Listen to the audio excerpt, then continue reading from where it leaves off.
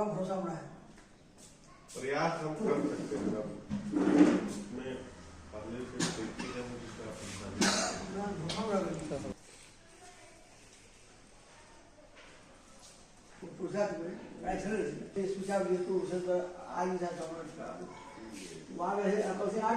कल्याण यात्रा पर निकले हैं, कैसे देखते हैं उसको और क्या लगता है? कन्हैया कुमार की यात्रा बिहार के बेतिया के भितरवा आश्रम से जो शुरू हुई, उस यात्रा को बहुत सकारात्मक रूप से हम लोग देखते हैं, क्योंकि जिस किसी भी जिले से कन्हैया जी की यात्रा जा रही है, हजारों हजारों की संख्या में नौजवान उमड़ रहे हैं। यह जनमानस से जुड़ता हुआ एक ज्वलंत मुद्दा है जिसको कन्हैया जी लेकर सड़कों पे आए हैं।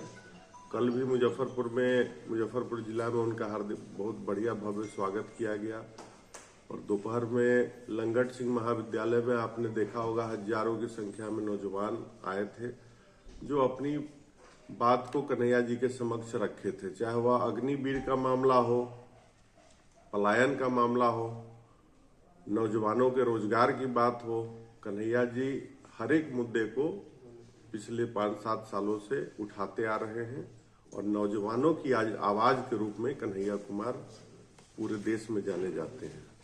उनकी इस यात्रा का कांग्रेस को कितना फायदा होगा विधानसभा चुनाव में? विधानसभा चुनाव में कन्हैया जी की इस यात्रा से न केवल कांग्रेस बल्कि पूरे महागठबंधन को एक मजबूती मिलेगी। हजारों की संख्या में जो युवा नौजवान जो उमड़ रहे हैं, उनका कहीं न कहीं झुकाव इस महागठबंधन की सरकार, इस कांग्रेस के आगामी चुनाव में उसका काफी बढ़िया परिणाम देखने को मिलेगा। चुनावी साल में प्रदेश अध्यक्ष बदल दिए गए। चुनावी साल में प्रदेश अध्यक्ष कोई पहली बार नहीं बदले गए हैं। इसके पहले भी आपने देखा होगा कि झारखंड में चुनाव से जैसे 2 महीना पहले वहां भी राजेश ठाकुर जी को बदल दिया गया था।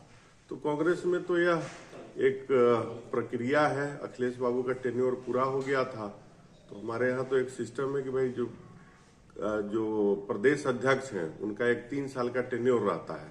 तो जैसे ही टेन्योर उनका पूरा हो जाता है, कार्यकाल पूर्ण होने के बाद नए अध्यक्ष की तलाश की जाती है और उनको फिर बनाया जाता है। तो यह कांग्रेस का अपना आंतरिक मामला है और संगठन का है, इसमें कहीं कोई परेशानी नहीं है। जमीन से जुड़े हुए नेता है आप, और इस बार क्या चुनाव की तैयारी चल रही है? चुनाव की तैयारी चल रही है। पिछले बार भी करीब 63,500 जनता ने अपना आशीर्वाद और प्यार मुझे दिया है, और चुनाव हारने के बाद भी मैं पिछले 5 साल से लगातार जनता के बीच में, उनके दुख सुख में, उनका भाई बनकर, उनका बेटा बनकर, उनका सेवक बनकर उनके साथ में काम कर रहा हूँ। जनता के बीच में आप लगातार रहते हैं, तो इस बार क्या लगता है कि चुनाव में कैसे? इस बार कहीं कोई लड़ाई नहीं है।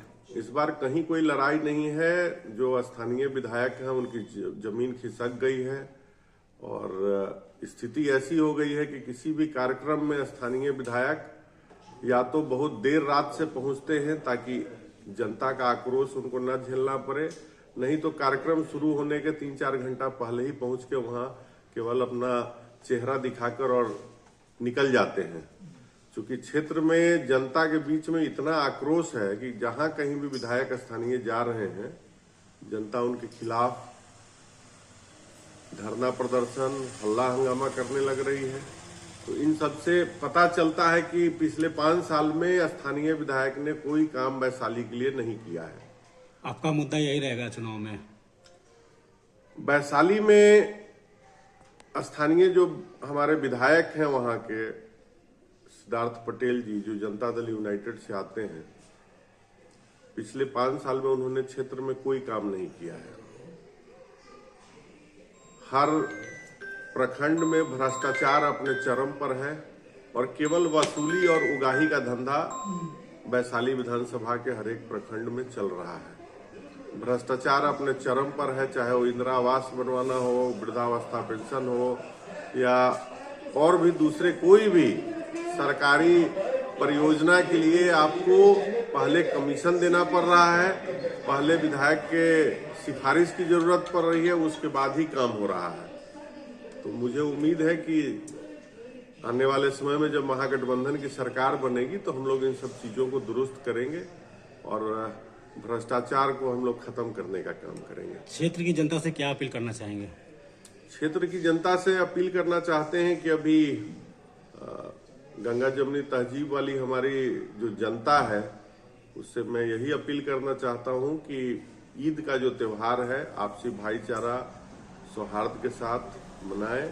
साथ ही साथ रामनवमी की शुभकामना हम अपने लोगों को देना चाहते हैं कि रामनवमी में एहतियात बरतें, कहीं भी किसी धर्म विशेष के लोगों को उकसाए नहीं और आपसी भाईचारा मेल मिलाप मिल्लत और गंगा जमुनी तहजीब के साथ इस दोनों कार्यक्रम को अच्छे से मनाएं।